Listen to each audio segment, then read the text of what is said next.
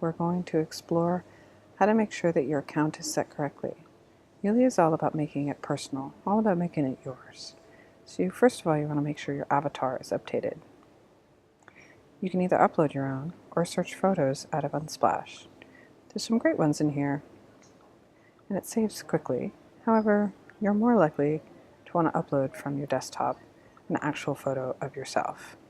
If you're a business, you can of course put your brand logo there if you prefer, but we recommend actually putting that under the branding as well. Before we get there, this is where you enter your full name. You can change your password. You can always change your email address, which also changes how you log in. Your contact phone number here, make sure you put your country code first. And this will actually show on the travel page under the Get in Touch section. Specifying your country and your time zone is just used within the planner interface to set dates so that you know when things happen. Bank transfer details is something you set by default here, and that gets pulled into all of your trips, so you don't always have to run around pulling up your bank details. It just gets populated for you automatically.